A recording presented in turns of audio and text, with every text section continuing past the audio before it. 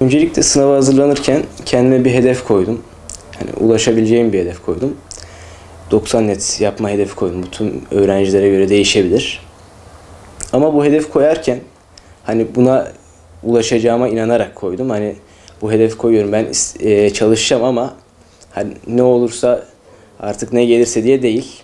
Bu hedefe ulaşacağımı düşünerek bu hedefi koydum. İlk başlarda şöyle bir hata yapmıştım. Türkçeden ben zaten yapıyorum diyerek çok fazla paragraf sorusu çözmüyordum. Sonra işte denemelerde 16'lara 17'lere düşmeye başladım Türkçede. Bundan sonra Türkçede daha fazla çalışmaya başladım. Çok fazla paragraf sorusu çözdüm gerçekten. Ve işte son 2 ay 3 ay kayaya kadar ben paragraf sorusu çözmeye devam ettim. Daha sonra en son deneme sorularına geçmeye başladım. 20 soruluk denemelere geçmeye başladım. Artık zaten 19-20 yapmaya başlamıştım son aylarda. Matematik çalışırken yine diğer derslerdeki gibi ilk başta kazanım sorularından başladım. Sonra giderek kazanım sorularında hata yaptığımda yanlışlarımı gördüm. Bu yanlışlarımı düzelttim. Sonra ileri seviyelere geçiş yaptım. Sonra fen bilimleri çalışırken çok fazla konu tekrar yaptım. Gerçekten anlamadığım konuları öğretmenlerime sordum. Çok fazla soru çözdüm. Deneme çözdüm son aylarda yine. Bu şekilde çalıştım. Din kültüründe yani öğretmeninizi dinleseniz, test kitaplarındaki soruları çözseniz, deneme çözseniz sizin için kafi gelir. Kendinize şunu söyleyeyim, ben iki şık arasında kalma doğru olanı işaretliyorum. Ben bunu yapıyordum. Bu sorunu kafamda kurmuştum.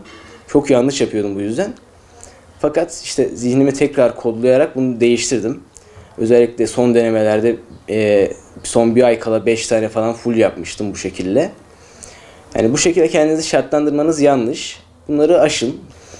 Sonra işte denemelerden sonra yanlış yaptıklarınız yanlışları yazdığınız bir defter olsun. Bunu arada dönüp bakın. Yanlışlarınızı çok iyi anlamanız lazım. Ve soru çözmek için soru çözmeyin. Kendinize fayda sağlayacak şekilde soru çözün. Bir de yapılan yanlışlardan biri de ilk başlarda, ilk aylarda çok fazla soru çözüp daha sonra öğrencinin pilinin bitmesi. Bu yüzden hani daha ilk aylardan başlarken küçük olarak başlayın ama istikrar sağlayın.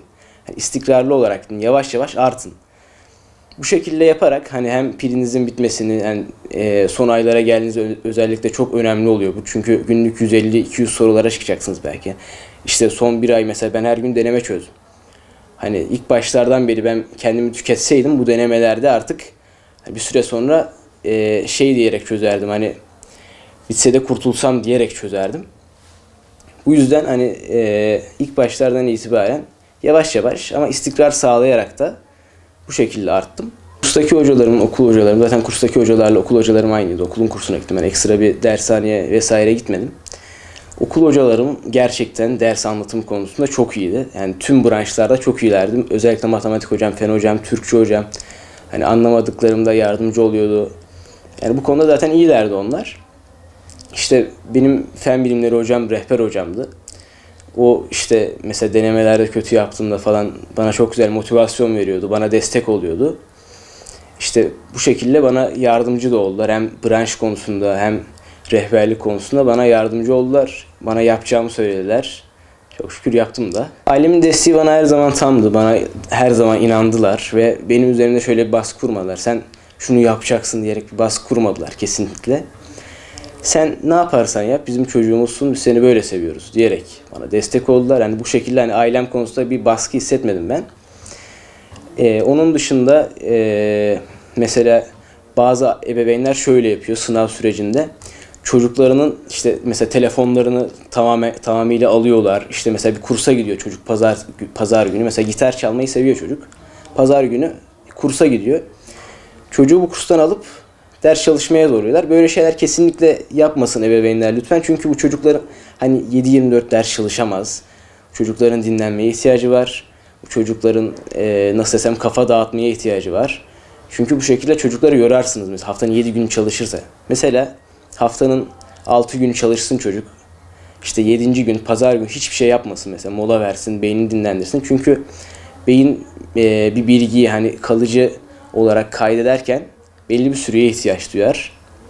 Bu süreyi ona vermek gerekir. Bu yüzden hani çocukların işte dinlenmesine alıkoymayın. Telefonlarını tamamen almayın. Çünkü bu çocuk hani evden gelip akşam yatana kadar ders çalışamaz. Kafa dağıtması lazım.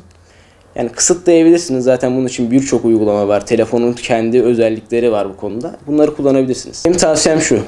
İlk başta dediğim gibi bir hedef koysunlar. Bu hedefte azimle, kararlılıkla çalışsınlar. Bu hedefte yani aralarında bir bağ olsun. Mesela gidecekleri okulları aklına getirsinler. Bu okulu sevsinler yani. Okula karşı bir aşk duysunlar. Sonra ders çalışmaktan zevk alsınlar. En önemli şey bu.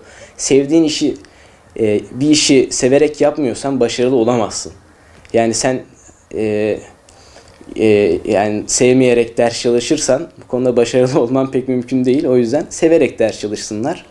İşte dediğim gibi bu zihin çok önemli. Hani zihnini başarıya kodlaması lazım öğrencinin.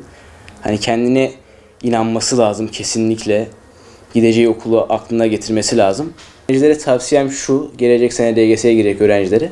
İçinize kapanık olmayın bu süreçte. Hani kötü hissedebilirsiniz, bunu içinizde tutmayın.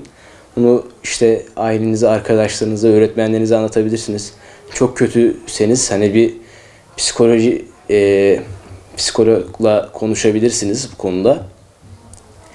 İşte ben bunun dışında kendimi motive ettiğim bir konuda şuydu. Ben müzik dinleyerek kendimi motive ediyordum. Müzik de dinleyebilirsiniz. Hani ders çalışırken müzik dinlemek işte dikkatimi dağıtıyor falan. Öyle bir şeye gerek yok yani. Öyle bir şey yaşamadım ben. Yani siz yaşıyorsanız tabii yapmayın ama ben bu şekilde de kendimi motive ettim aynı zamanda. Kısaca oğlumuz disiplinli güzel çalıştı. Bize destek olmaya çalıştık ev ortamında. Hakikaten idealli olarak yani kendini hazırladı.